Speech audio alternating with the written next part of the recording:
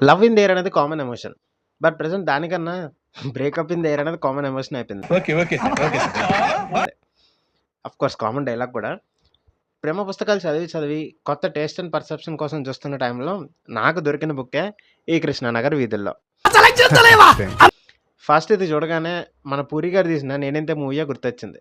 Cinema వాళ్ళకి ఆ movie అన్నా, అలానే 'కృష్ణానగర్' అన్నా ఒక ఎమోషన్. ఇంక ఈ పుస్తకానికి వస్తే కొన్నిటి దగ్గర రైటర్‌ని బాగా అప్రిషియేట్ చేయాలనిపించింది. అలాగే కొన్నిటి దగ్గర రైటర్ మీద కాస్త కోపం కూడా వచ్చింది.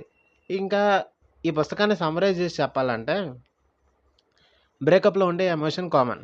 అది ఒక అమ్మాయి ఒక అబ్బాయికి చెప్పినా, లేక ఒక అబ్బాయి ఒక అమ్మాయికి చెప్పినా, ఏ సిట్యుయేషన్‌లో చెప్పినా ఆ ఎమోషన్స్ అనేవి కామన్. కొన్ని లవ్ స్టోరీస్‌కి by product or end conclusion పెళ్లి అండ్ పిల్లలు. అండ్ మరికొన్ని వాటికి లోన్‌లీనెస్, డిప్రెషన్, ఓవర్ థింకింగ్ ఇంకా చాలా చాలా ఉంటాయి. ఇప్పుడు నేను చెప్పిన ఎవ్రీథింగ్‌ని ఈ బుక్‌లో ఉన్న ఏదో ఒక స్టోరీలో మీరు కన్ఫర్మ్‌గా చూస్తారు అండ్ మీరు ఫీల్ అవుతారు కూడా. వీడేంటి తెగ ఫీల్ అయిపోయాడు. Different people, different stories, different reasons. But every స్టోరీలో ఉన్న కామన్ ఎమోషనే ప్రేమ. ఈ బుక్‌లో ఉన్న ఫస్ట్ స్టోరీ అయితే నాకు చాలా బాగా నచ్చింది. అండ్ ఆఫ్‌కోర్స్ నా పర్సనల్ ఫేవరెట్ కూడా. అండ్ ఇలానే నన్ను వదిలేస్తే బుక్‌లో ఉన్న స్టోరీ మొత్తం నేను మీకు చెప్పేస్తాను.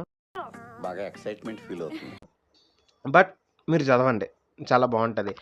అండ్ ఆ స్టోరీని ఇంకొంచెం కాస్త ఎక్స్‌టెండ్ చేసుంటే బాగుండేది అనేది నా ఒపీనియన్.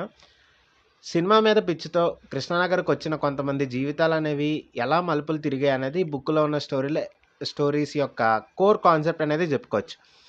నేనైతే రీసెంట్ టైమ్స్‌లో ఇలాంటి బుక్ అయితే చదవలేదు. మీరు కానీ చదివుంటే కిందన కామెంట్ సెక్షన్‌లో చెప్పండి.